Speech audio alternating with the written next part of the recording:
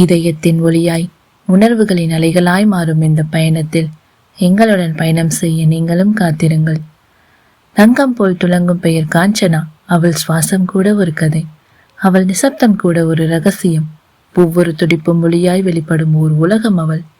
காஞ்சனையின் கற்பனையில் உதித்த கதைகளை நினைவில் வைத்து உங்கள் மனதை வருடிச் செல்ல போகும் நான், ஆர்ஜே மது. விரிவரைந்த காதல் ஓவியம். இந்த கதையை பிடித்திருந்தால் லைக், ஷேர் செய்து சப்ஸ்கிரைப் செய்து கொள்ளுங்கள்.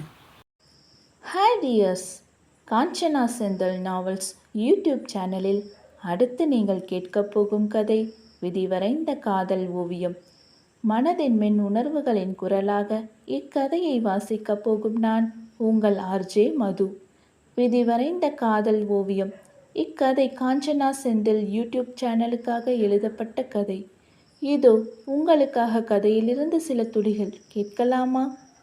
ஒரே குடும்பத்தை சேர்ந்த அண்ணன் ருத்ரன், தம்பி கைலாஷ் இருவரும் பெற்றோர்களின் விருப்பத்திற்காக ஒரே குடும்பத்தை சேர்ந்த அக்கா தங்கையை திருமணம் செய்யும் சூழ்நிலை வருகிறது.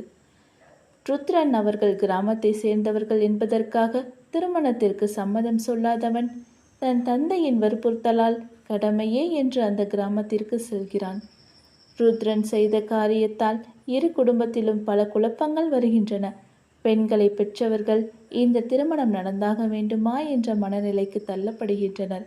அதையும் மீறி அவர்கள் திருமணம் நடக்குமா? பார்க்கலாம். காதல் 9. பாக்கியலட்சுமி, பார்வதி, தனலட்சுமி மூவரும் நீங்க 2 பேரும் என்னதான் நினைச்சிட்டு இருக்கீங்க? சொல்ல போறீங்களா இல்லையா? அவங்க 2 பேரும் உள்ள போயிருக்காங்க. என்ன நடக்குதுன்னே தெரியல. ஆனா நீங்க சிரிச்சிட்டு இருக்கீங்க. உங்களுக்கு தெரிஞ்ச உண்மையை சொல்ல முடியுமா முடியாதா என்று மாற்றி மாற்றி கத்தி கொண்டிருந்தனர். ஈஸ்வரன், ஏமா, பொதுவா பெண்களை பூமாதேவி போல பொறுமை கொண்டவர்கள்னு சொல்லுவாங்க. ஆனா உங்க 3 பேருக்கும் பொறுமையே கிடையாதா? இன்னும் கொஞ்ச நேரம் வெயிட் பண்ண மாட்டீங்களா? அண்ணா, பொறுமைக்கு ஒரு எல்லை உண்டு. ஒரு வயசு பொண்ணும் வயசு பையனும் தனியா அறையில இருந்தா பாக்குறவங்க என்ன நினைப்பாங்க? விஸ்வநாதா, இதுக்கு நீயே பதில் சொல்லு என்றார் ஈஸ்வரன். பாக்கியம், உனக்கு அவங்க 2 பேர் மீதும் நம்பிக்கை இல்லையா? என்னங்க நீங்க இப்படி கேக்குறீங்க? நம்பிக்கை இருக்குங்க. அதுக்காக நாம எதுவும் செய்யாம இப்படியே உட்கார்ந்திருக்க முடியுமா சொல்லுங்க? இதுவரை நடந்ததை அமைதியா உட்கார்ந்து யோசிச்சு பாருங்க. உங்களுக்கே விட தெரியும். டேய் சதாசிவம், உனக்கும் தான் சொல்றேன். இப்போ எதுக்காக குட்டி போட்ட பூனை மாதிரி இதுக்கும் அதுக்கும் நடந்துட்டு இருக்க நீ?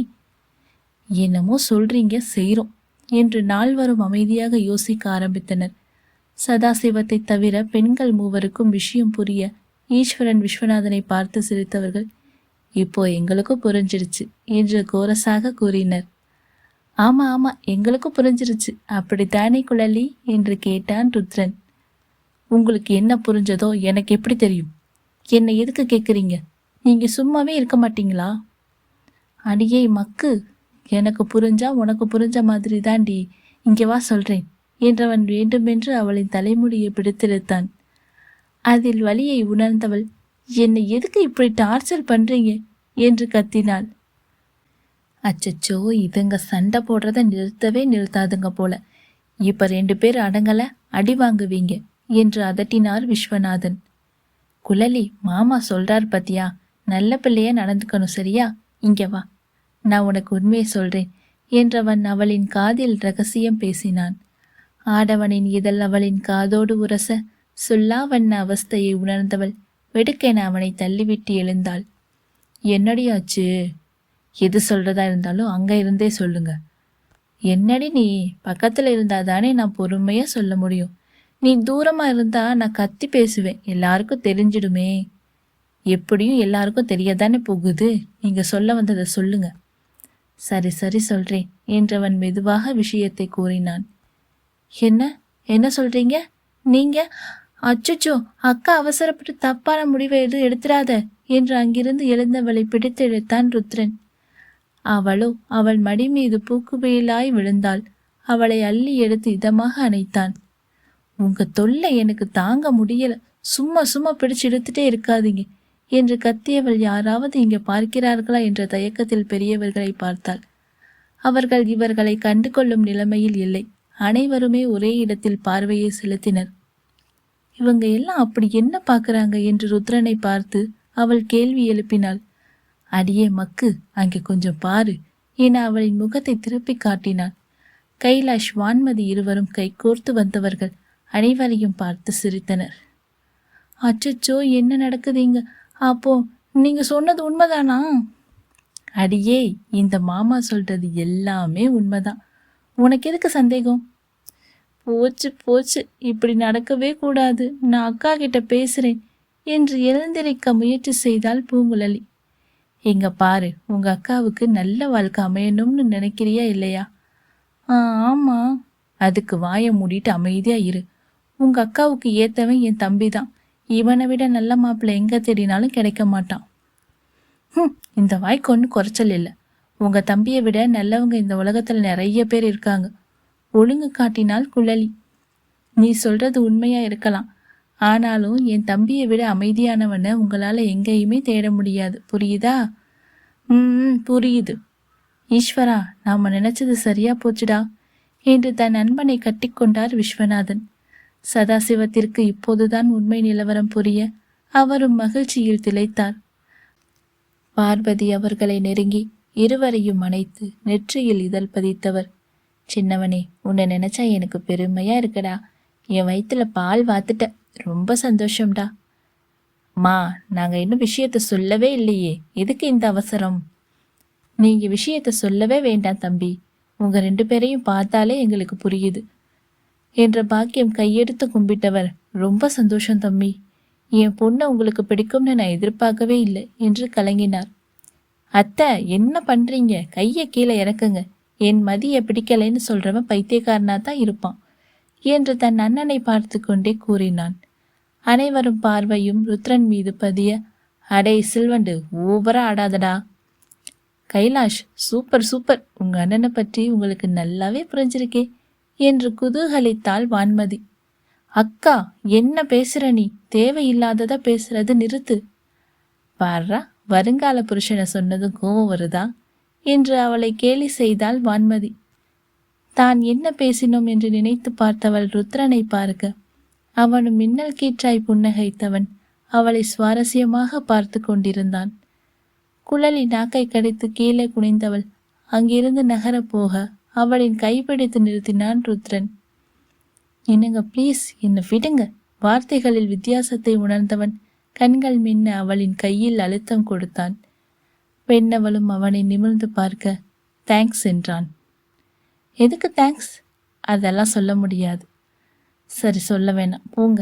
அங்கே நல்லதொரு அரங்கேற்றம் நிகழ்ந்து கொண்டிருந்தது. அடேய், நீங்க 2 பேரும் படம் ஓட்டுனது போதும், எங்களை கொஞ்சம் பேச விடுங்க என்று கைலாஷ் கூற, அப்போதுதான் அனைவரும் தங்களையே கவனித்துக் கொண்டிருப்பதை பார்த்தனர் அந்த ஜோடி புறாக்கள். ருத்ரன் வெட்கத்தில் தலை கோதினான். குழலி மற்றவர்களை பார்க்க முடியாமல் திரும்பிக் கொண்டாள். அச்சோ கடவுளே! கைலாஷ், நம்ம 2 பேரும் என்ன செய்யணுமோ அதெல்லாம் இவங்க செய்கிறாங்க. நமக்கு வேலையே இல்லாமல் பண்ணிடுவாங்க போலவே. ஆமாம் மதி, இப்போ உங்களுக்கு என்னடா பிரச்சனை? அடே அண்ணா, எங்களை பேச விடாமல் இப்படி 2 பேரும் பெர்ஃபார்மன்ஸ் பண்ணால் நாங்கள் என்ன பண்ண முடியும்? நாங்கள் என்ன பண்ணோம்? குழலி, இவங்க சொல்கிறது உனக்கு ஏதாவது புரியுதா? எதுவுமே புரியல மாமா. என்ன சொன்ன? மறுபடியும் சொல்லு. என்னது? நான் என்ன சொன்னேன்? எதுவும் புரியலைன்னு சொன்னேன். இல்லடி, அது கூட வேற என்னமோ சொன்னியே.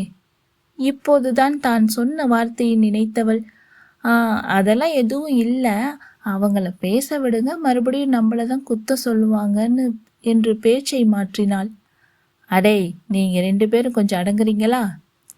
நீ என்ன சொல்ல போற? தெரிஞ்சோ கேட்க நாங்க அவளா இருக்கோம். சொல்லு தம்பி, சொல்லு. என்ன அண்ணா, நக்கல் பண்றியா?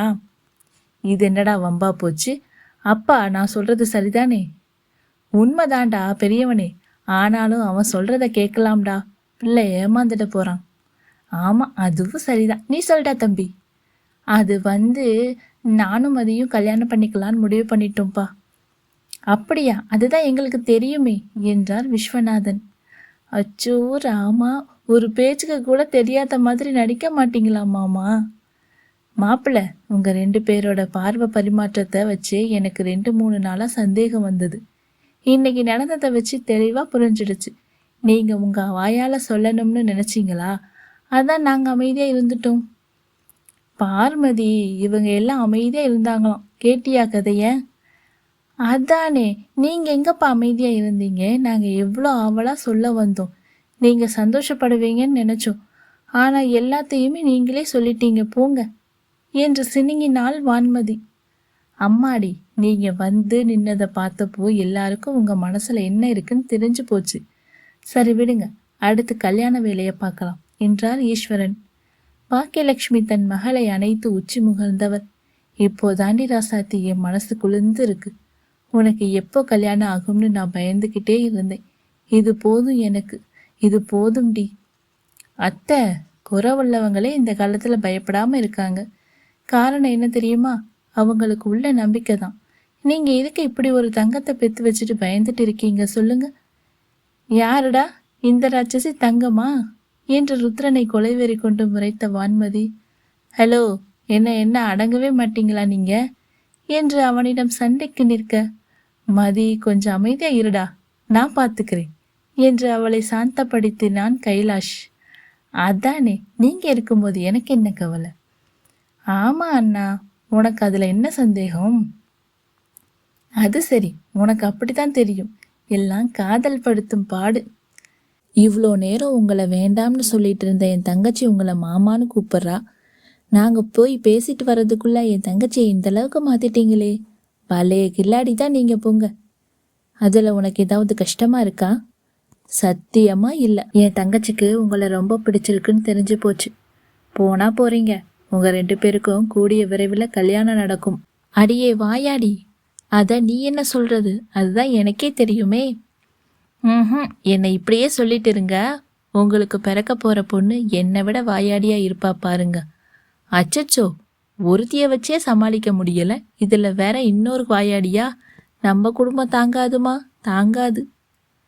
போதும் போதும் நிறுத்துங்க. சும்மா எங்க அக்காவை கிண்டல் பண்ணாதீங்க. இந்த மாதிரி பண்ணீங்க அப்புறம் நமக்கு கல்யாணமே நடக்காது, பார்த்துக்கோங்க. அம்மா தாயே, உங்க அக்காவை நான் எதுவும் சொல்லலம்மா, போதுமா? அது அந்த பையன் இருக்கட்டும். குழலி, பரவாயில்லையே, இந்த விஸ்வாமித்திரரையே நீ மிரட்டி வச்சிருக்கியே. Very good, very good.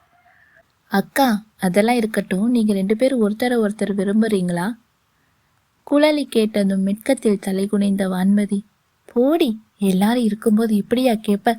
பாருங்க ருத்ரன், உங்க பொண்டாட்டி எப்படி கேட்குறான்னு. பொண்டாட்டி என்றதும் மனம் குளிர்ந்தவன் குழலியை பார்த்து இதழ் குவித்து கண் சுமிட்டினான். குழலியின் முகம் நொடியில் செவ்வானமாய் சிவந்து போக தாமரை மொட்டாய் தலை குனிந்தாள்.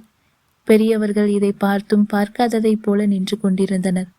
கைலாஷ், வான்மதி இருவரும் ஒருவரை ஒருவர் பார்த்து சிரித்து கொண்டவர்கள். என்ன ருத்ரன், அமைதியா நிக்கிறீங்க என்று கேட்டாள் வான்மதி. குழலி கேட்டதுலையும் நல்லதா போச்சு. உனக்கு வெட்கப்பெற தெரியும்னு இப்பதானே தெரியுது. ஆமா அண்ணா. குழலி, தேங்க்ஸுங்க. உங்களால தான் என் மதிக்கு வெக்கப்பட தெரியும்னே எனக்கு தெரிஞ்சிருச்சு. என்ன நீங்களும் சேர்ந்து என்னை ஓட்டுறீங்களா? போங்க, நான் போறேன் என்று முறுக்கி கொண்டவளை அண்ணன் தம்பி இருவரும் மேலே செல்ல விடாமல் தடுத்தனர். ஹலோ, என்ன எங்க அக்காவை 2 பேரும் கிண்டல் பண்றீங்களா? அவளுக்கு நான் இருக்கேன், கேட்க யாரும் இல்லைன்னு நினைக்காதீங்க. அதானே, நீ வாடி என் செல்லக்குட்டி என்று அக்கா தங்கை இருவரும் கொஞ்சிக்கொள்ள பெற்றவர்களுக்கு மனம் நிறைந்தது.